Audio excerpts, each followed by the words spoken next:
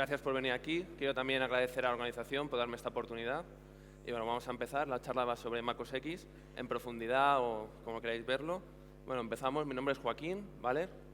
Por temas laborales soy más de pentesting que de forensic. Forensic por mí es como un hobby, ¿vale? Y bueno, soy un poco coleccionista de cromos y como parte de un cromo que me faltaba, estoy haciendo ahora un máster y la tesina del cromo era esto, MacOS X, ¿vale? Y lo que vengo a hacer es lo que he dado hasta ahora, lo que he conseguido sacar hasta ahora. Falta a lo mejor unos 6 meses por terminar, pero ya hay bastante información. Importante, todo lo que vamos a ver en Code Google, podemos descargarnos ahí las pruebas unitarias para una, digamos, por ejemplo, quiero una evidencia en concreto y quiero ver cómo se puede extraer. Ahí está el feature en Python, hay un montón, lo que queráis. Y luego también soy colaborador del proyecto Plaso. Por tanto, todo lo que vamos a ver se está implementando, lo estoy implementando en Plaso. Voy a hacer un poco de publicidad de Plaso. Para quien no sepa, Plaso es esto, el nombre es islandés porque la persona que lo empezó a desarrollar es Kiddy. Kiddy es el autor de Log2Timeline, ¿vale? Plaso no es Log2Timeline. Hay mucha gente que dice, no, es exactamente igual, es totalmente distinto. Plaso lo que trabaja es, yo ejecuto Plaso sobre una imagen, por ejemplo, de un disco duro. Él me dice las particiones que tiene ese disco duro. Le digo, esta partición en concreto, quiero que me parses, que me extraigas todas las evidencias que hay en esa partición. Y él automáticamente ya accede y extrae todas las evidencias, ¿vale? Es decir, no es como un Log2Timeline, que es en Perl, con funciones, y yo tengo que coger exactamente la evidencia y quiero pasarla y se la paso. Esto es todo automatizado. Importante, hay 2 librerías para el tema de cifrado. En principio son de Joachim, que es una persona más que también está trabajando en el proyecto de Plaso. Se van a incluir en Plaso próximamente, de forma que ya podemos trabajar directamente sobre particiones cifradas, tanto en Windows, Linux como Macintosh, ¿vale? Y bueno, algo muy importante es, sabéis, cuando trabajamos con programas que trabajan en forense, hay que indicarle pues costa este de Estados Unidos, en España, por ejemplo, GMT+1. Plaso lo que hace es directamente sabe dónde está esa información y la extrae de forma automatizada, para que no tengamos que hacer nada, ¿vale? Bueno, ¿qué es exactamente qué es lo que hace Plaso? Como veis ahí, nivel de evidencia al nivel del sistema de ficheros, nivel propio del propio sistema operativo. Cuando hacemos Windows, el prefetch, los VT, los VSS, el registro, los jobs, Linux, UTMPs, Linux, etcétera. En caso de Macintosh es la parte que estoy haciendo yo y que vamos a ver. También tiene un poquito de soporte ahora para Android. Y, por supuesto, el tema de logs de navegadores, el Java IDX, que es fundamental, es una evidencia binaria. Cuando accedemos a un iframe, nos guarda toda la información. Para el tema de malware, pues la verdad es que va muy bien. Tenemos también Sky, servicios, de todo un poco, ¿vale? Ahí he dejado 2 líneas de cómo sería usar Log2Timeline para que veáis. Eso es Plaso, aunque se llame Log2Timeline, digamos que la API, el programita que usamos, le hemos querido poner el mismo nombre que la versión que usaba Kiddy. Y únicamente le decimos, dime las particiones que tiene esta imagen de disco y, por favor, parséamelo. Con esas 2 líneas nos vamos a tomar un café y cuando volvamos ya tenemos el resultado ahí, ¿vale? Entonces ganamos bastante tiempo. También tiene interfaz de consola y 2 interfaces gráficas. La primera es propia de Plaso y la segunda es con Elasticsearch. Seguramente la gente que trabaje con logs la conocerá, ¿vale? Bueno, y aquí vamos a ver de qué va la charla. Normalmente cuando vemos algo sobre MacOS X siempre vemos HFS, que es el sistema de ficheros, muy poquito de lo que es en MacOS X, que tiene evidencias propias de MacOS X, y luego ya directamente pasamos a las aplicaciones, el iCalendar, el iMac, el Safari, etc. Mi objetivo era centrarme en qué había en MacOS X. ¿Hay realmente algo? ¿Hay algún tipo de evidencia que me pueda interesar aparte de un simple log o qué podía extraer? Vale, entonces es donde me he centrado. Y sobre todo no me servía de nada usar binarios de Apple. Es un poco, me parece una tontería. Porque tengo que saber cómo se está guardando eso, quiero saber cómo se están guardando, quiero saber si ese binario lo está parseando correctamente, quiero saber si fallo cuando estoy parseando, por qué fallo, quiero entender la estructura, ¿vale? Esto, digamos, es un poquito lo de MacOS X, no os asustéis. Aquí lo único que quiero indicar es que lo que sería el kernel del XNU, que es un match, también un BSD, ¿vale? Match por debajo, BSD arriba, y luego eso está en C. Luego tenemos el Input-Output Kit, que es para el tema de drivers, que es un C++ embebido, y eso con otras cosas forman el kernel, un kernel monolítico, que se llama XNU. Eso, con una serie de aplicaciones, forman el core, que se llama Darwin. Eso está en código abierto. O sea, podemos acceder al código y podemos revisar. Todo lo que hay por arriba, nada. Tened en cuenta que MacOS X era algo que todo el mundo esperaba, la 9.3 de Mac, y vino MacOS. Entonces, tenemos que dar soporte a MacOS 8, tenemos que dar soporte a MacOS 9, por eso tenemos Carbon para 8, para 9 tenemos Cocoa, es decir, muchas cosas están mezcladas. Como resultado de todo esto, tenemos lo que he comentado, el código fuente no está accesible. Segundo, tenemos estructuras en Big Endian y estructuras en Little Endian, para que entendamos esto. Tenemos 2 bytes, si es Big Endian y queremos grabar un 7 va a ser 0007. Si es en Little Endian, 0700. Para la gente que trabaje con exploiting, cuando tenemos que sobreescribir la memoria, hay que ponerla en Little Endian, ¿vale? Esto es lo mismo. Hay que saber, dependiendo de la evidencia, vamos a trabajar sobre una cosa sobre otra. Luego, los textos podemos encontrarnos en ASCII, en UTF-8, en UTF-16, como quieran. Y luego, la línea de tiempo. La línea de tiempo trabaja sobre, hay 4 formas de leer la línea de tiempo. O sea, la evidencia puede estar almacenada en HFS, que es 1 del 1 de 1904, los segundos desde esa fecha. Tenemos EPO, que es 1.1 de 1970, y tenemos COCOA, que es 1.1 del 2001, ¿vale? En UTC, es decir, siempre está en tiempo absoluto 0. Ya es MacOS el que se encarga de ajustarlo, depende de nuestra time zone, ¿vale? Y luego el último, que es el de texto, que puede ser human readable, que es lectura humana, o tipo SYSLO.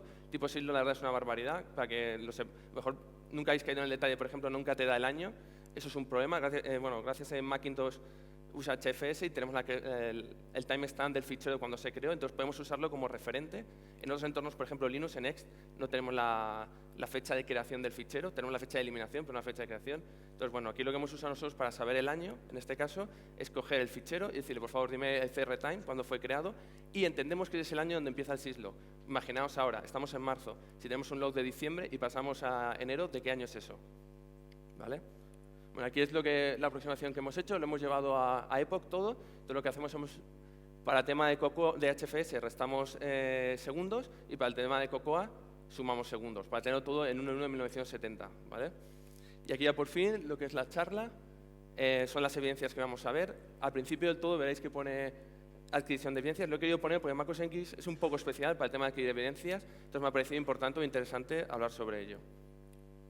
Bueno, primero, cojo el cacharrito, lo desmonto, cojo mi disco duro y hago la copia. Eso a día de hoy es muy difícil en los dispositivos MacOS, porque lo que es el disco duro va soldado a la placa. Entonces no lo podemos extraer. Tenemos que arrancar el Macintosh. Hay 2 formas. O usando el propio Macintosh, que tiene una forma que es en modo read only, que carga lo mínimo posible. Problema, hay que fiarse de que ese MacOS X esté bien, porque es el propio MacOS X que estamos levantando. Eso puede tener muchos problemas de seguridad. Luego, algo segundo muy importante. Por defecto, MacOS X no escribe en NTFS. No tiene ningún tipo de soporte sobre Ext. Por tanto, si queremos arrancar el sistema en este modo, hay que tener un disco duro externo que sea en HFS, ¿vale? HFS Plus. Podemos usar Netcat, pero por defecto MacOS X no lleva Netcat. Entonces, la mejor opción es arrancar con un CD de Linux. Puede ser la última versión que tengamos. Por ejemplo, yo he trabajado siempre con Elix, con una versión de Elix, la 2009-2. Esa versión, por ejemplo, en este cacharro, en este MacOS X, no funciona, no arranca. Tenemos que tener la última versión del kernel de Linux, de las últimas. Eso es importante, bajar la última distribución, que tenga DD y ya está. Otro punto interesante, si usamos discos duros de estado sólido, que es muy común en MacOS X, por defecto, desde hace 3 años, tienen trim. ¿Qué quiere decir esto? Yo tengo que escribir, ¿vale? Y la escritura en estado sólido es más lenta. Entonces, lo que hacemos, hace 2 pasadas. Entonces, el trim lo que hace es la primera pasada, prepara la primera pasada sobre ficheros que no estén unallocated, o sea, estén sin asignar. Problema de esto, si yo hago un DD sobre un disco duro de estado sólido, hago 2 DDs seguidos, aunque sean perfectos los 2 DDs, no me van a dar el mismo hash, porque los datos no van a ser los mismos. Simplemente por conectar el disco duro, por proveer electricidad a ese disco duro, ella va a empezar a modificarme el disco duro. Entonces, ¿qué pasa? Hay herramientas como DC3DD, que cada cierto tiempo lo que hace un hash para comprobar que lo que hemos leído era correcto. Si yo hago eso sobre un disco duro, me va a fallar. Va a llegar un momento que va a leer una cosa, me lo va a copiar, va a volverlo a leer y va a ser distinto. Por lo tanto, hay que usar un DD a pelo y tener en cuenta que a la hora del tema de cadena de custodia, si alguien vuelve a reproducir ese caso, no va a poder sacar el mismo hash. Por tanto, la gente lo que hace es, yo me monto esta partición, hago un hash tree sobre toda esa partición y es la única forma que tengo de decir que esto no ha sido modificado. Porque si hago un hash sobre la imagen RAW del disco duro, me va a cambiar perfectamente, ¿vale? Y luego el tema de montar particiones en MacOS X. MMLS es una herramienta de Slotkit. Aquí quiero hacer un punto aparte. Slotkit y las herramientas de Forense trabajan con la unidad mínima de un sistema de ficheros, que es el sector. Un sector en MacOS X, en HFS, son 512 bytes. ¿Qué quiere decir esto? Cuando yo estoy trabajando a nivel de utilidades que requieran trabajar sobre byte, yo siempre tengo que multiplicarlo por 512. ¿Vale? Porque MMLS me va a decir, sobre una imagen de disco, me va a decir todas las particiones que tiene y me va a decir dónde empieza el sector. Pero ese sector son sectores, no son bytes. En cambio, el mount me va a obligar a decirle el byte. Por eso yo multiplico por 512. ¿Vale? MMS al principio de todo me dice, un sector, en este caso son 512. Algo también, aquí he mentido. Primera cosa, el loop es algo normalmente de Linux. Si yo quiero usar un MacOS X para montar una imagen MacOS X, yo tengo que usar una herramienta que se llama HDUtil, con la opción Attach y de indicarle que es una imagen RAW. ¿Vale? Tengo que crearme un dispositivo. Si yo intento usarlo directamente en MacOS X, eso no existe. ¿Vale? Segunda cosa, el offset. Si yo le paso un offset directamente a una imagen de disco, él nos va a fallar porque necesita más información. Entonces, ¿qué tenemos que hacer? Pues usar QPartX. QPartX con la opción "-a", nos crea unos dispositivos loop, que son los dispositivos, las particiones de ese disco duro, entonces yo ya puedo montar a partir de ese punto. Aquí he puesto una transparencia para que veáis. El match kernel ese que veis es el núcleo de MacOS X, no es match, es XNU, pero queda más publicitario decir match kernel, por eso lo han llamado así. Como veis, así es como sería, cómo se montaría. ¿Qué ocurre si usamos File Vault 2? File Vault 2 es la encriptación de una partición en macOS X. ¿Qué podemos usar? Pues una de las personas que está trabajando conmigo en el tema del proyecto de Plazo es Joachim Menz. Él implementó una librería para hacer esto y únicamente lo que tenemos que hacer es, toda imagen de macOS X tiene una partición que se llama recovery, ahí hay un fichero que lo necesitamos, hay que extraerlo, es el fichero que pone ahí el recovery, el encrypted root, ¿vale? ¿Cómo extraigo esto? Pues uso FLS, que es de Slotkit, que es como si fuera un LS, pero sin tener que montar la partición. Le digo, búscame este fichero, me lo da y me dice el inodo donde está ese fichero. Y con iCat lo extraigo. Con eso, o con el password, que es con la opción "-p", o con un key que se nos crea cuando creamos la partición encriptada, esto que son 4 letras, guión 4 letras y hasta 6, con cualquiera de las dos podemos ser capaces de montarlo, usando esta librería, la libfvd. ¿De acuerdo? Una vez la hemos montado, con DD podemos extraer la partición y tener ya para poder trabajar únicamente con esa partición, o podemos directamente montarla, como veremos. Vale, aquí he puesto una captura de pantalla para que veáis cómo se haría. Hago un MLS y le digo la partición Macintosh, que es la partición que está encriptada, y el recovery. Le hago un FLS sobre la partición indicando un offset de dónde está esa partición. Me dice, ese nodo está en el nodo 180, extraigo ese fichero de ahí, lo recupero y se lo paso para montar. En este caso, la contraseña era una prueba, era ABCD, por eso "-p ABCD, y me lo monta. ¿Vale? En este caso, yo lo que he hecho es un mount, un simple mount con la opción read only, un más quitando la opción de escritura para estar más seguros, no exec para estar más seguros, lo monto y ya puedo trabajar con esa partición pese a que está encriptada. ¿Vale? Cifrada. Bueno, ya entramos con las evidencias. Apple System Law es el típico syslog de toda la vida. ¿Vale? La única diferencia que tiene en este caso Apple es usar el SL Manager para rotar y que la versión, bueno, realmente es en la 10.4.2, pero bueno, en la 10.5 ya fue oficial, implementa el formato binario. Es decir, yo ya no escribo en formato texto, ya escribo siempre en formato binario para estos casos. Veremos que hay una excepción, pero bueno. ¿Qué ocurre? Nadie sabe cómo, en principio nadie sabía cómo estaba guardado esto. Hay algunas personas, hay algunos programas como Encase que lo hacen, pero en un documento oficial de cómo se puede extraer esta información no está. ¿Vale? Está en Private Bar Log ASL, hay otros directorios que contienen, pero principalmente está ahí. Y el formato siempre es la fecha cuando está creado y puedo tener el usuario y el grupo. Veremos que es todo de usuario y grupo, pero digamos que son los permisos de quien puede leer esto. Ese ASL binario es Big Endian, Epoch Timestamp, ¿vale? Y luego tiene una cabecera que me apunta a la primera entrada y a la última entrada, y por cada entrada es una lista doblemente enlazada. ¿Vale? La podemos saber, cojo la entrada y puedo saber qué es la anterior y qué es la siguiente. ¿Por qué hacen esto? Pues yo puedo coger a la cabecera y quiero ir a la última entrada o quiero empezar a leer la entrada desde el principio. Ese comando que he puesto ahí sería el comando, si queremos leerlo con un binario de una herramienta que proporciona Apple, ya he dicho que no es lo que me interesa. Entonces, más o menos sería esto, no sé si lo podéis ver ahí, bien desde ahí. Tenemos la cabecera que apunta. Algo muy importante aquí, si os fijáis, los punteros, exactamente de donde salen es exactamente donde están. ¿Qué quiere decir esto? Que yo apunto a mitad de la entrada. Yo no apunto dónde empieza la entrada, yo apunto a la mitad de la entrada. ¿Por qué hago esto?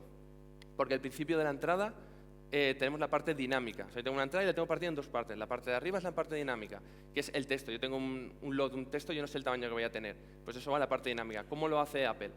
Tengo 2 bytes que me dicen la cantidad de caracteres que voy a leer y luego la entrada. Muy importante, las entradas terminan en 00.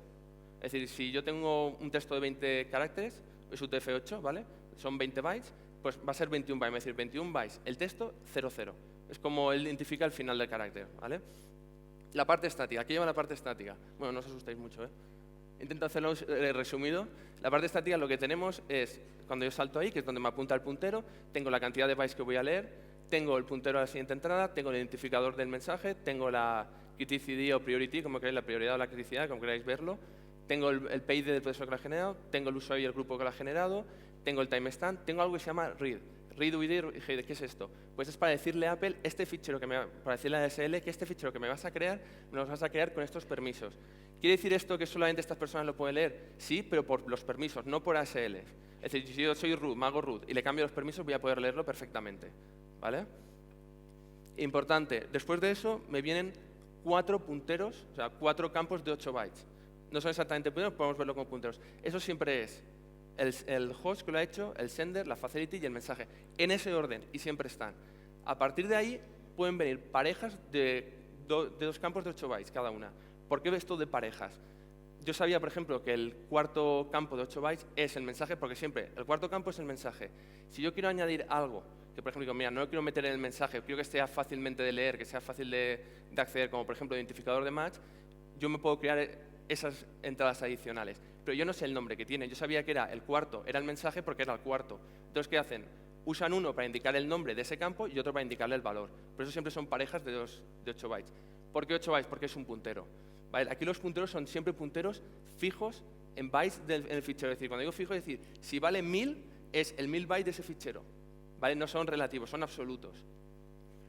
Si el texto, por lo que fuera menor o 6 de 6 caracteres, en vez de usar un puntero que me apunta a una posición dinámica de la entrada, donde le digo cuántos caracteres voy a leer y el carácter, directamente lo mete dentro de ese campo de 8 bytes. ¿Cómo lo hace? Pues si cogemos el bit más significativo, la parte alta de ese bit valdrá 8, o sea, 1000.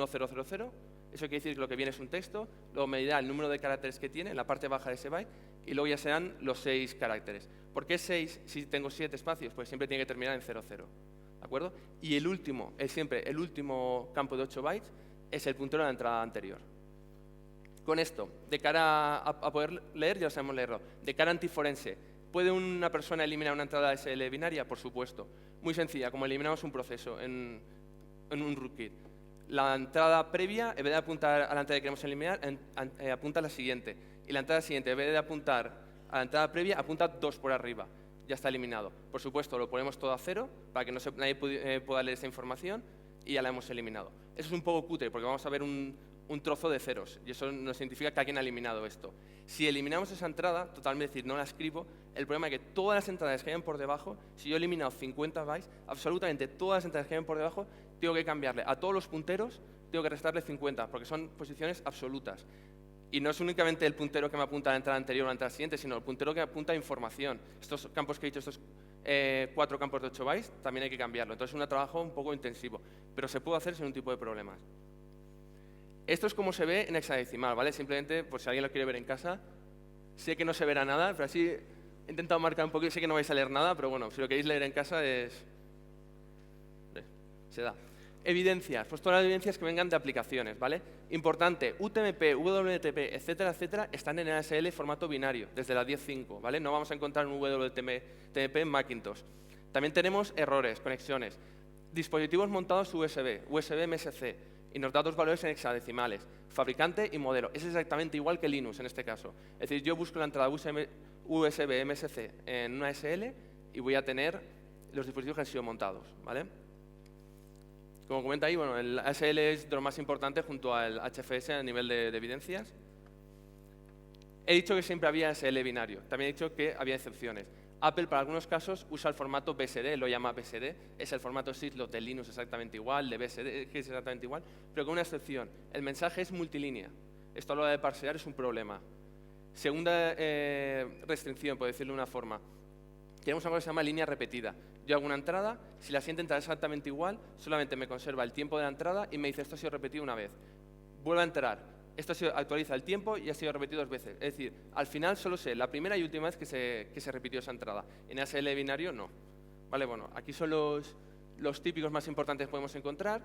Hay 2 que he puesto abajo separados porque el formato no es BSD, es un formato propio. Tenemos el formato del firewall, cuando las alertas de he permitido salir o no he permitido salir de esta aplicación, y luego en la parte de abajo tenemos el Security ID, que es el módulo de Apple que se usa para el tema de certificados, contraseñas guardadas, etc. Lo veremos ahora qué es exactamente eso. No hay solo ASL. Hay aplicaciones que tiran ASL y se crean su propio log, aplicaciones que se crean su propio log, el gel da igual, pasan de ASL. Y entonces necesitamos algo que rote eso, porque si no, alguien lo tiene que rotar. Por eso se usa el demonio newsig.log.d. Solamente suele ser por espacio. Ahí he apuntado sobre todo los dos bloques de log más importantes. Ahí tengo que descartar el wifi.log. Tenemos toda la información de la wifi. Cuando nos hemos conectado, cuando nos hemos desconectado, cuando hemos activado, cuando hemos activado. Si hacemos una conexión no y la guardamos, van a poner toda la información de la wifi. Ya está bastante interesante. Lo tenemos ahí. Algo muy importante, es 2,5 megas. Es decir, el rotado se hace sobre 2,5 megas, ese fichero no puede ser mayor a 2,5 megas. ¿Cuánto tiempo es eso? Depende de lo que usemos la Wi-Fi. Pero bueno, 1 mes, 2 meses, depende, ¿vale? Este último formato, el Human File Format, es un formato nuevo de la 10.9. Es un poco interesante, bueno, es curioso porque se ejecuta, digamos, se lo crea la aplicación cuando arranca y se rota cuando vuelve a arrancar. Y normalmente son aplicaciones del sistema. Es decir, hasta que no reiniciamos el entorno, nadie lo rota. Por ejemplo, tengo el ordenador 10 días en marcha y el log va a tener 10 días de log. Nadie lo rota, ¿vale? Eso es un problema si queremos tener un servidor, por ejemplo, con Macintosh. Con Macintosh este log puede ser un problema porque va aumentando el tamaño y ahí nadie lo rota hasta que no reinicies el ordenador, ¿vale? Todo esto está sobre todo soportado en Plaso. Los TL son que están en revisión, porque cuando yo hago en Plaso lo subo. Kiddy, que es Christian Johnson, que es la persona que implementaba Log2Timeline, lo corrige. Cuando está corregido, cuando dice que es correcto, lo manda a producción y Joachim lo revisa, ¿vale? Pues esos tres están en CL, el resto ya los podéis descargar y probarlos. UTMPX. He dicho que el UTMP estaba, pero por compatibilidad sigue estando el fichero UTMPX. Es exactamente igual que un UTMP de Linux, cambia un poco las formas de las estructuras.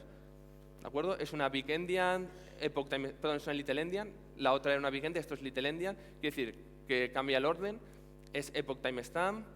¿Qué contiene? Pues contiene digamos, las sesiones, cuando se hizo una sesión en el sistema. Y luego tenemos un campo muy importante, es el campo status, que nos marca si esa sesión puede estar activa, está inactiva.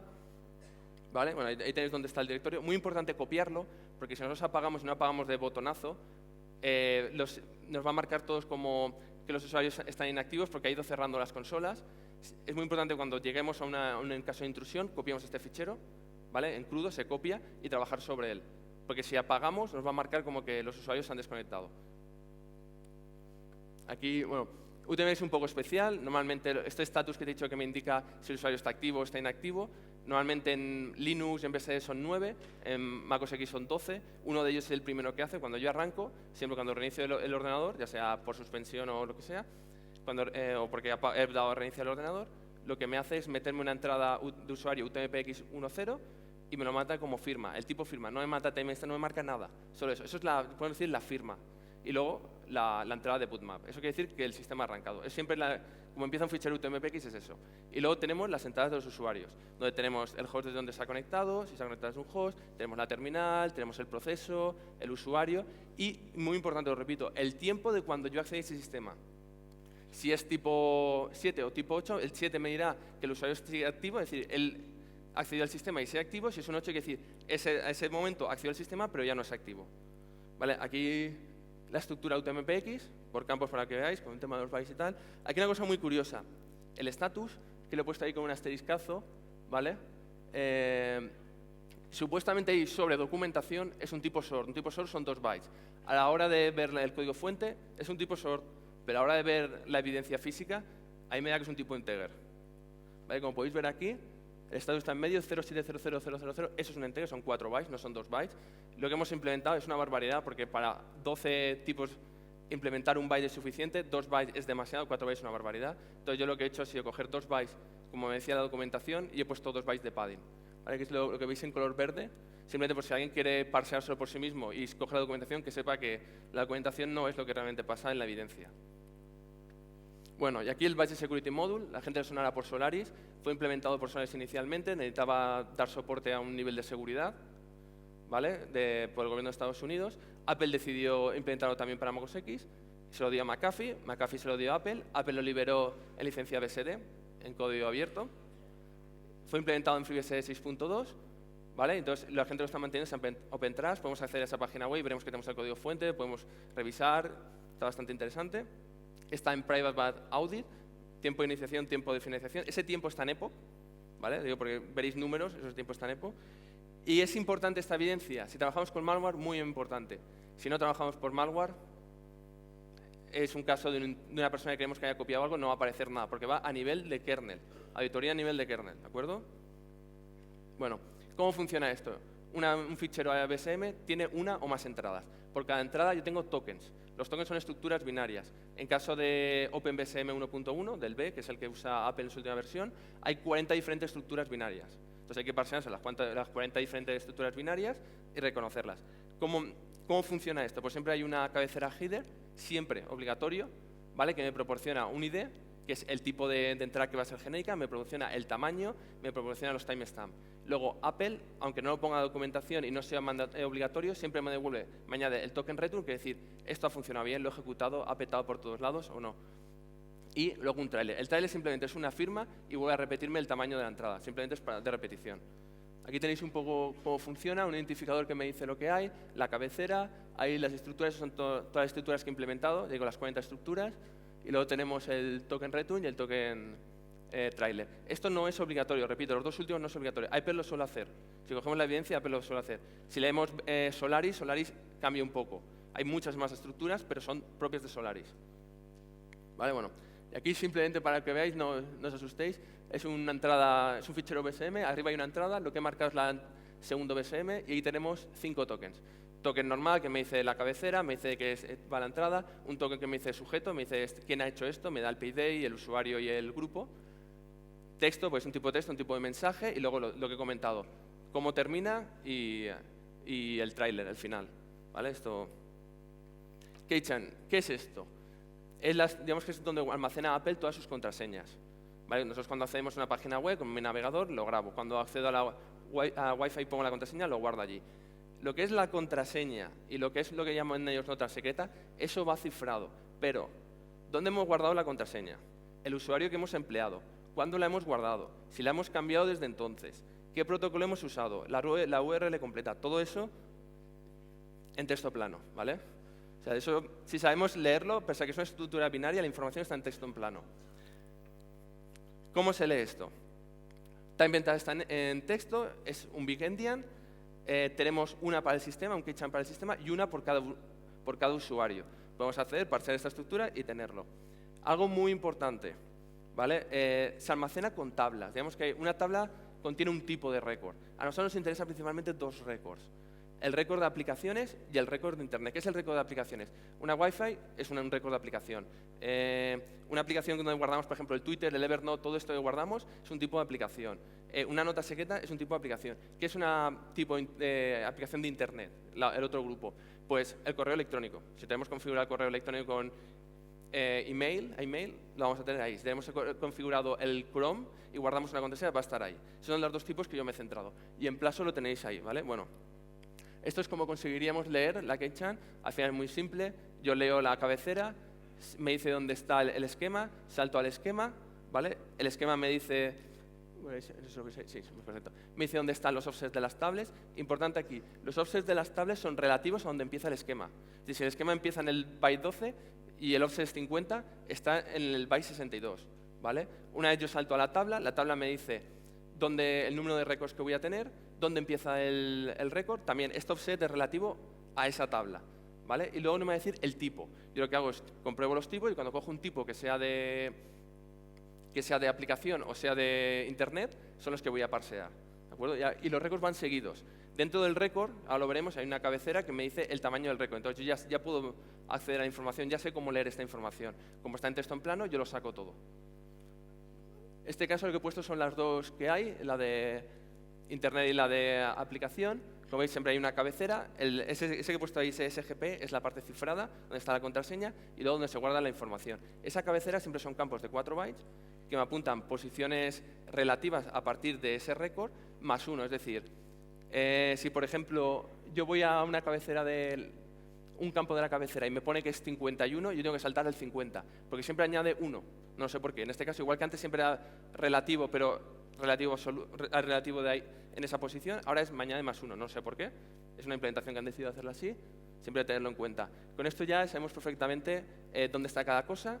Muy importante, realmente ese puntero, esos campos que apuntan a la información, yo ya sé si lo que voy a encontrar es un tipo texto, yo ya sé si lo voy a encontrar es un tipo puerto, yo ya sé si lo voy a encontrar, ¿vale? Por ejemplo, si es un tipo texto, yo sé que voy a saltar y me va a decir, vas a leerte 50 caracteres y estos son los 50 caracteres que va a tener. ¿De acuerdo? Con esto ya podemos perfectamente pasar el SketchUp, sin requerir ningún tipo de aplicación de este tipo. Algo muy importante, me vais a preguntar, ¿y las contraseñas esas cómo van? Pues normalmente, por ejemplo, la cuenta de usuario, queremos coger un Keychain de usuario, yo tengo mi usuario con mi contraseña, en la parte de abajo del Keychain yo tengo ahí almacenada una sal y digamos, la contraseña de la base de datos. Con la contraseña del usuario yo tengo esa contraseña de base de datos y con esa contraseña de base de datos yo empiezo a hacer descifrado sobre esto, ¿vale? ¿Qué algoritmo usa? Triple Ds con CPC, ¿vale? Eso sigue. Siguiente, esto ya es más light, Document Version. En la versión 17 de macOS X, cuando guardamos un fichero, nos hace una copia de lo que hemos guardado.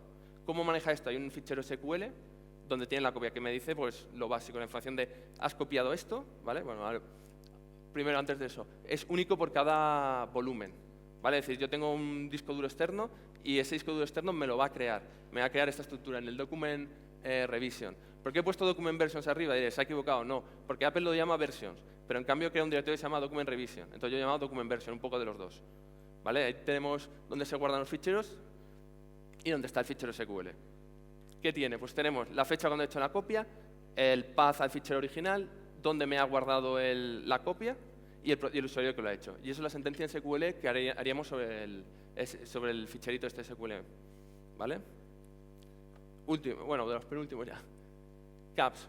Es muy importante a veces, cuando sabemos que hay fuga de información, saber pues, si esta persona se ha llevado esa información, se ha montado un USB, o también uno de los puntos de entrada es si ha impreso algo. Si usamos una impresora remota, Apple va a usar los ficheros de control, va a usar el IPP de Caps para poder saberlo. Es una estructura binendian, es una estructura en Epoch, usa el 2.0. Yo, para mí, he usado el RFCS para leérmelo, porque está súper bien explicado, es muy sencillo de entender y al fin y al cabo es prácticamente igual. Cosas muy importantes, el RFC identifica 6 tipos de datos. Apple usa 3 tipos de datos. Uno de esos tipos de datos, por ejemplo, es el tipo fecha. Apple no usa tipo fecha. Apple usa tipo entero y es un epoch. ¿Vale? Únicamente esto. ¿Dónde se almacena? Pues en el private var spool, ahí lo tenemos. El C, esa XXX es el número de trabajo. El primer trabajo se va a llamar todo ceros 1, el segundo todo ceros 2. Entonces, por cada trabajo va a tener una copia. ¿Qué podemos tener? Sabemos el nombre del trabajo, sabemos el usuario, sabemos el nombre completo del usuario, sabemos la aplicación, sabemos el tiempo cuando se procesó el fichero, sabemos el tiempo cuando se envió a procesar, sabemos el tiempo cuando terminó de procesarlo, sabemos todo menos qué fichero es, ¿vale? Eso es el fallo en esto, que no sé el nombre del fichero que es, pero sé que alguien ha impreso un documento tipo PDF o cuando se imprime, entonces yo puedo ir a la impresora y accederlo. Algo muy importante, si hemos usado el PostScript, que es un módulo que por defecto toda la gente normalmente es la opción por defecto a la hora de imprimir remotamente, él nos hace una copia del documento que hemos impreso. Se llama exactamente igual, pero va a empezar por C de fichero de control, empieza por D. Vale, que lo voy a poner aquí al final. ¿Cómo se lee el CAPS? Pues se leería así. Son parejas de datos. Un texto que me identifica el dato que voy a leer y un tipo de dato. Siempre me pone un identificador delante, que lo he comentado esto que el RFC dice que hay 6, pero Apple solo usa 3. Entonces yo ya sé que el tipo de dato que voy a tener es por el identificador que leo ahí. ¿Vale? Bueno, ahí tenéis, por ejemplo, el identificador para integer, para boolean y para texto. Entonces yo sé que siempre el nombre va a ser un número de caracteres que voy a leer, en los caracteres que leo, y luego el tipo, la información que se almacena. Por ejemplo, si quiero saber cuándo se hizo una impresión de algo, yo voy a tener 70 caracteres. El campo se llama la última vez que tú has impreso, por ejemplo. Y lo voy a tener la última vez que he hecho el impreso, que es un integer. Entonces el identificador será de tipo integer. En este caso, pues 20, 21 o 23 en hexadecimal. Vale, de esta forma yo ya puedo pasear estos ficheros binarios y ya puedo extraer esta información. ¿Qué campos son importantes? Pues los que pongo ahí, ¿vale? Si alguien quiere ver detenidamente, pues vamos a saber cuándo se ha procesado, cuándo lo ha cogido, qué usuario, cuántas copias, el tipo de documento. Esos son los que usa Apple. Vale, algunos de ellos son propios de Apple. Y ya estoy así. Lo último, las plist, ¿vale? Tenemos muchas librerías que trabajan sobre plist. Las plist son a macOS X lo que el registro a Windows, pero voy a tener unos cuantos Hive. Las plist están repartidas por todo el sistema. Pueden ser plist en formato XML o plist en formato binario. El problema que tienen las plist es que la gente las ve como una estructura donde yo guardo información y punto. Estructura básica. Tengo strings, tengo integers, tengo booleanos, algo muy básico, una lista. Es una simple estructura tonta. Si fues binario o XML es muy sencillo. Eso es mentira, ¿vale? vamos a encontrar ficheros plist donde dentro vamos a tener atributos que son otros ficheros plist. Incluso podemos saber hasta incluso a 3 niveles, he llegado yo a ver. O sea, un plist, que un atributo tiene otro plist y dentro otro plist. Si es en formato binario, pues... ¿vale? El problema que hay, las librerías, incluso el Xcode, solo trabaja un nivel. Si yo abro un fichero de estos y tengo un fichero plist, me va a poner el formato binario. No me va a intentar parsear esa información. ¿Vale? Y luego también los frameworks de MacOS X, que no tenemos acceso al código, a veces guarda atributos en un formato binario propio de él, que no están especificados y que hay que trabajar en eso. Es decir, no es tan sencillo como parece. ¿Vale? Vamos a empezar con la primera, el usuario del sistema, es donde está el usuario del sistema. Ahí guardamos de forma básica el UID, el GID, la cel de usuario, el home, toda esta información. Y luego hay dos campos. La política de password, que es un XML, o sea, un pelis XML dentro de un XML, de un pelis que es binario, ¿vale? Y ahí es donde vamos a tener la última vez que se cambió la contraseña, la última vez que alguien accedió incorrectamente al sistema, cuántas veces lo ha hecho, la última vez que accedió al sistema. Muy importante en esto. Apple resetea, es decir, si yo hago 1 millón de ataques de fuerza bruta, me va a poner la última vez que se hizo y que has hecho 1 millón de ataques de fuerza bruta contra esta cuenta. Como consigan acceder al sistema, va a ponerlo a 0 y el tiempo a 0. Es decir, nadie ha hecho ningún ataque de fuerza bruta. Basándonos en este fichero, ¿eh? Los logs, por supuesto, sí que lo han registrado. Y luego la otra entrada, que es una estructura pelis en binario, o sea, si la anterior era pelis en XML, esta es en binario, es el shadow hash date. Esto para la gente de Pentest le interesará. Es una modificación de clave, ¿vale? SHA-512. Y ahí lo que tiene es, la estructura tiene el número de interacciones, la sal y algo que ellos llaman entropía, que es ni más ni menos que el hash, ¿vale? El algoritmo este es lento, no es lento. Pero si le metes un número de interacciones, como hace Apple, de 37.000, es decir, repíteme el algoritmo 37.000 veces, pues la cosa se vuelve un poco lenta. Entonces, hay dos herramientas, Dave o HashDeCAD. Con Dave ahí me tiró 15 contraseñas por segundo. Con HashDeCAD llegué en la versión de 4 bits llegué a 40. Si hacéis los cálculos, veréis que es muy lento, ¿vale? Algo muy importante aquí, si usamos HashDeCAD, el hash tiene que ser símbolo $ml, símbolo $, número de interacciones, símbolo $, la sal, símbolo $, el hash. Pero solo los 128 primeros caracteres, ¿vale? Otra cosa, una concepción muy importante. En la versión de 32 bits les reporté porque tenía un fallo. No funciona. Tenemos que usar la versión de 64 bits. Si usamos la de 32 nos va a petar, ¿vale? Me dijo el chico, porque la que hay ahora es la 0.47, me dijo uno de los desarrolladores que la 0.48 va a estar revisado. Pasa también con otros dos algoritmos. Os lo digo por si tenéis otro algoritmo de este tipo, de desviación de clave, y veis que falla en 32 bits, revisarlo antes, ¿vale? Porque lo van a corregir ahora. Bueno, pese a que es muy lento, siempre nos queda la opción de que el usuario haya decidido el autologin.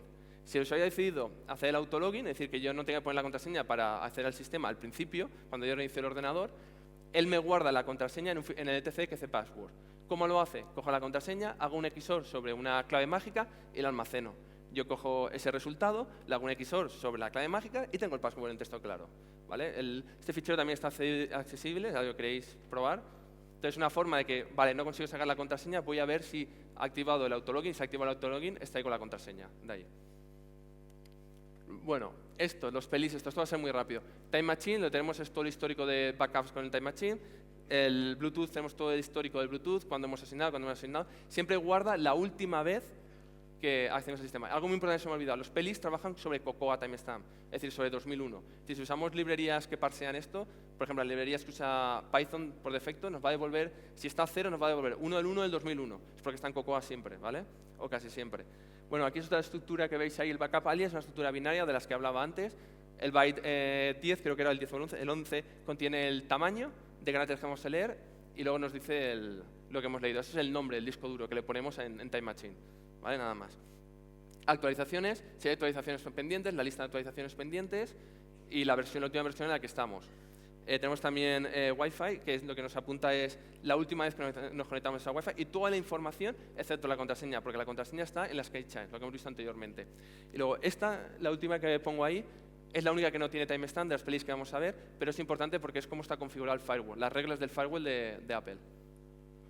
Spotlight, que no sepa qué es Spotlight, es la lupita que aparece arriba de Apple, que yo pongo un término y me dice qué encuentra relacionado con ese término. Pues ahí tiene almacenado la última vez que yo puse un término y con qué lo referenció.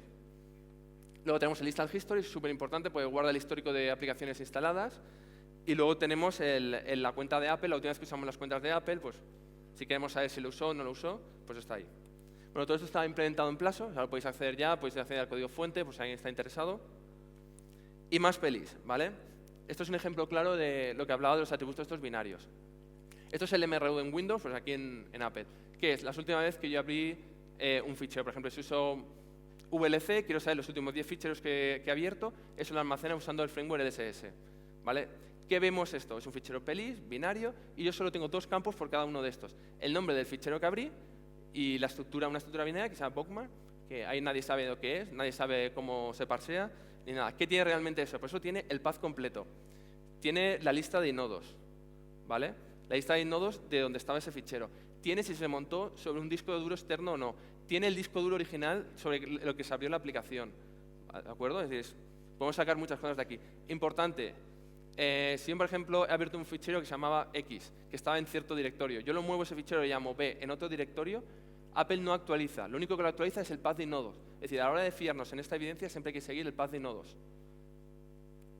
Esto es la estructura, tampoco quiero meter mucha más, es cómo conseguiríamos parsear este bookmark, este campo que en principio, como veis, no es para nada un campo sencillo, ¿de acuerdo? Y aquí quiero poner, creo que queda mejor, un ejemplo del mplayer. Como veis, es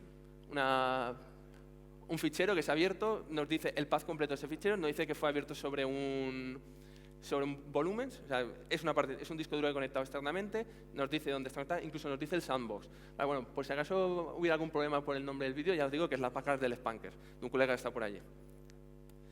Último, ya con esto prácticamente termino, el sidebar. Si usamos digamos, el Finder, el Explorer de Mac OS X, toda la configuración que tenemos a la mano izquierda, todos los enlaces, eso está guardado en un sitio. ¿Por qué tiene esto de importancia?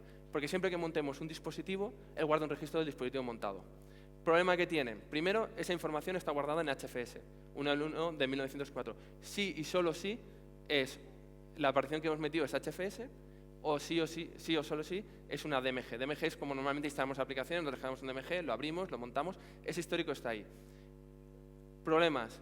10.9 ya no guarda los DMG. Cuando hago un DMG en la 10.8 tengo el registro. En la versión 10.9 no lo tengo. ¿De acuerdo? Y aquí tenéis un ejemplo de extraído con el feature alias PI. El primero es un HFS. Ese timestamp que me está proporcionando no es el timestamp cuando he montado la imagen, es cuando creé esa imagen, cuando la formateé. Es la raíz, puede ser de una forma. Películas, por ejemplo, es un NTFS, por eso no me pone la fecha, me pone 1.1 de 1904 porque es tiempo cero, que es el tiempo cero en HFS. Ceratul es un fichero FAT32 y Wireshark es un fichero DMG. Yo me dejé el Wireshark, lo monté y lo instalé. Problema que tiene, esta imagen es una imagen de un 10.8 actualizada a 10.9. Por eso sale. Si ahora tengo un 10.9, el Wireshark no aparecería. No hay registro de cuando yo monto un DMG. Solo esto, o sea, solo hay esto, pues no, hay muchísimas más cosas. Estoy trabajando en muchas más cosas. Por ejemplo, algo muy importante, los DSStore, que lo usa Find para saber un poco la configuración que hemos elegido en ese concreto directorio, ese ficherito ese que se nos crea oculto, que todo el mundo lo odia. Pues Apple implementó algo increíble hace unas pocas versiones, que cuando nosotros borramos un fichero, ahora ya es capaz de saber dónde lo borramos y podemos recuperarlo a donde lo habíamos borrado. Antes no podíamos hacerlo. Si yo borraba un fichero, tenía que ir digamos, a la papelera, coger y lo podía sacar fuera, donde yo quisiera, pero él no sabía dónde se guardaba esa información. Ahora lo guarda en el DSStore. ¿Por qué esto es importante? Si yo borro el fichero y lo recupero, esa información está guardada en el DSStore. O sea, yo lo borro, me lo escribe en el DSStore, lo recupero, lo borra. Si yo lo borro y nuevamente pasa un tiempo y le doy a vaciar la papelera, digamos, digo, límpiamela, me borra el fichero, pero el DSStore no me lo borra.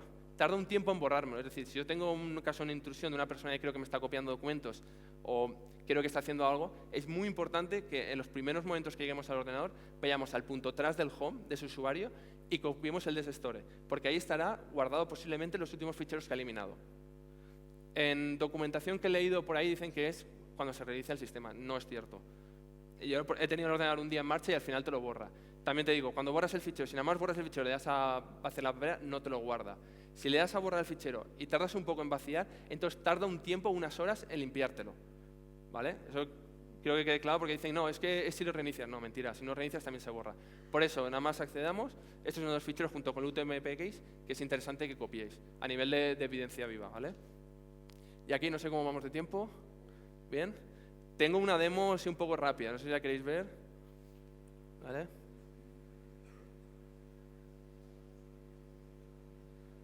Bueno.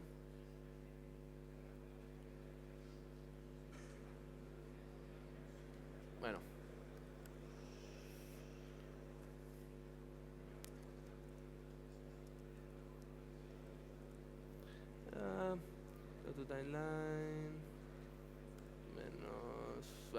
bueno, como la tengo aquí, mejor más rápido. Buenas. ¿Se ve algo o no? Bien. Ya aparece por aquí. Hostia, pero yo no veo nada. Bueno, voy a intentar hacerlo. Bueno, como veis, ese malware.out es un fichero que he parseado con log2timeline, ¿vale? Lo que me ha hecho, digo, porque como normalmente es una imagen de 40 gigas, 1 millón y pico de ficheros, hacerlo aquí necesitaríamos 11 horas, ¿vale? Pero quiero ver que veáis el resultado. Aquí no veo mucho.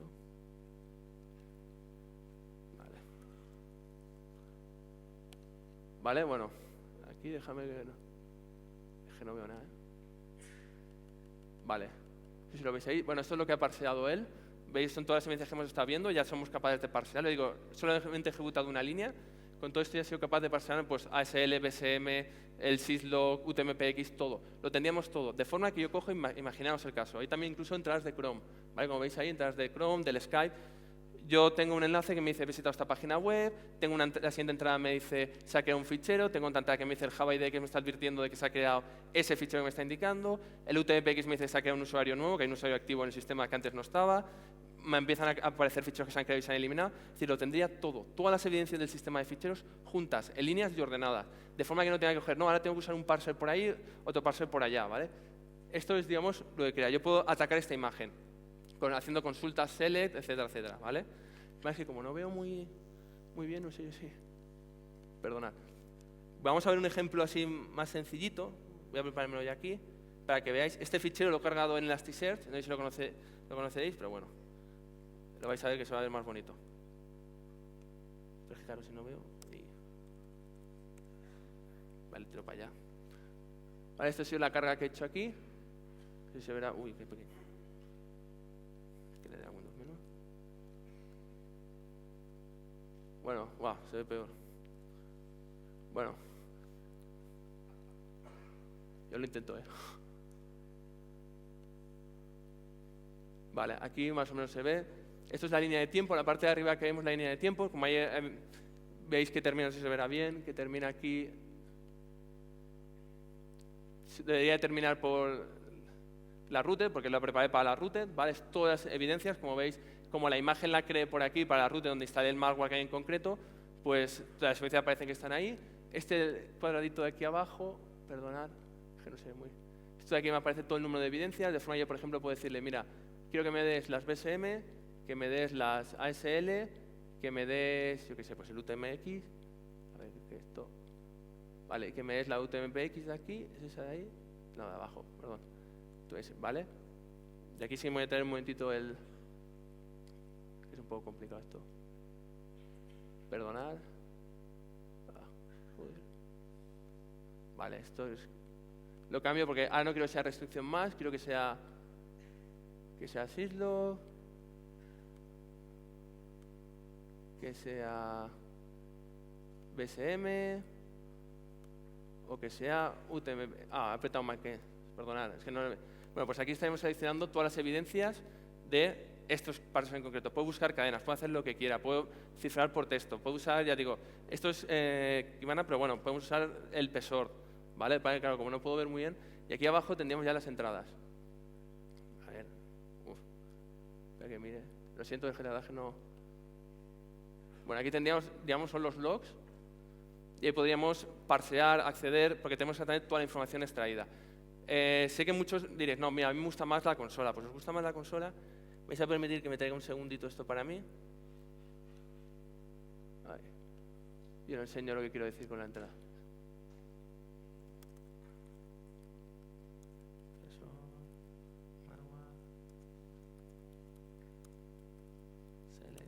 Segundito, que si no, no lo veo, de verdad, perdonad. Vale.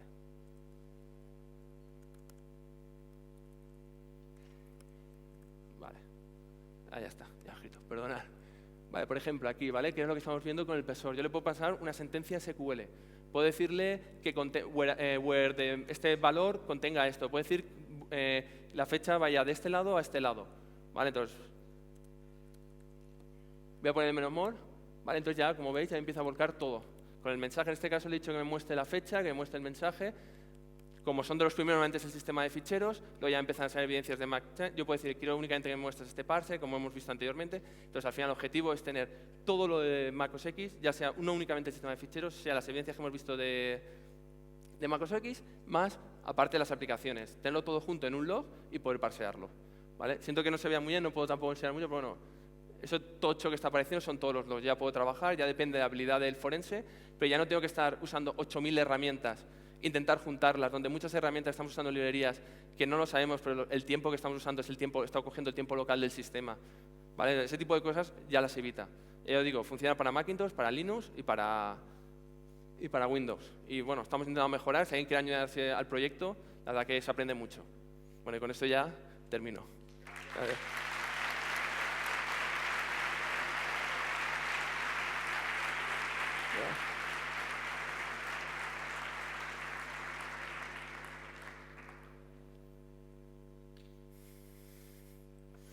¿Preguntas?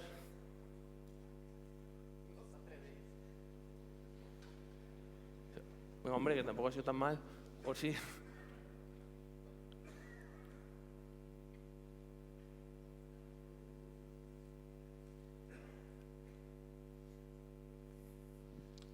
Hola, buenos días. Felicidades por tu trabajo. Si no te he entendido mal, al principio decías que esto forma parte de tu tesis, que todavía no la has presentado. Entonces, mi pregunta iba un poco sobre ello. Si una vez que presentes la tesis, la documentación de la misma la vas a publicar para que podamos digerir un poco más esta información con tranquilidad, porque para una charla era muchísima información. O sea, como pincelada está muy bien saber todo lo que tiene, pero obviamente yo no sería capaz de aplicar ni una décima parte, ni aún viendo otra vez el vídeo. Por eso es la pregunta. Si esa documentación de alguna forma un poco más clara y un poco más pausada estará disponible en la red. Muchas gracias. Vale, lo entiendo perfectamente, es lo que tenía miedo. Sí, perfectamente. Cuando termine en septiembre el documento va a ser público porque yo soy el autor. Aunque tiene el copyright de la Universidad de Londres, yo soy el autor y por tanto lo vamos a publicar. Es algo que tengo hablado con mi tutor y si se publicará ahí mucho más extendido y todo perfectamente explicado, con ejemplos despacito y aclarado, ¿vale? Como si fuera un paper. O sea, no te preocupes que eso va a estar seguro, 100%. Igual que ya lo digo, el plazo es código libre, es un proyecto que está bajo la mantención, podemos decir, de Google, pero es código libre, entonces podéis acceder, podéis ver cómo está implementado y sabes que no hay ningún tipo de problema. Y vamos, he dado mi correo y mi Twitter, si necesitáis cualquier duda, cualquier cosa, incluso si queréis añadiros al proyecto, no dudéis en comentarlo, ¿vale? En un tipo de problema. ¿Alguna pregunta? Hola. Yo realmente me he quedado, no sé si decir maravillado o asustado por la cantidad de información que se guarda en MacOS X. Mi pregunta es, ¿realmente MacOS X necesita toda esa información? O sea, ¿realmente necesita guardar todos esos datos para su trabajo al día a día? ¿O es para que X persona o lo que sea capaz de ver realmente qué es lo que has hecho en tu ordenador? A ver, es como todo. No guarda más que otro sistema operativo. O sea, no sé si eso aclara, Windows graba lo mismo y Linux lo mismo, depende del nivel con que lo configuremos. Si yo cojo Audit de Linux y si lo bien configurado en un entorno Linux, vamos a tener lo mismo y más. ¿Es necesario? Pues no siempre es necesario, pero si somos unos administradores del sistema y necesitamos saber qué ha ocurrido en mi sistema, contra más logs mejor. Sí que es verdad que hay algunos logs que, joder, pues a lo mejor no haría mucha falta, o que se podía trabajar un poco mejor, como por ejemplo el etc password, donde es un XOR de la contraseña, o el keychain, donde únicamente la contraseña está cifrada. Pues sí, hombre, se puede hacer mejor. O a lo mejor no requeriría tener eso, pero... ¿Cómo decir? Yo como administrador del sistema prefiero tener cuanta más información posible, mejor. Si ciframos ese disco duro, pero entonces no deberíamos tener ningún tipo de problemas. Se supone, si la contraseña no es difícil de adivinar. Tampoco te puedo decir si la información hace falta o no tenerla, no me quiero mojar, si realmente hace falta o no hace falta tenerla, la verdad. Hay cosas que no y cosas que sí. Cosas de seguridad con el BSM que lo necesitas y que, por ejemplo, otros sistemas operativos no tienen. No soy de Apple, no penséis que me paga Apple, que lleva nada que ver con el go-to-fail. No sé si con eso te he respondido, pero... ¿Alguna pregunta? Vale, gracias.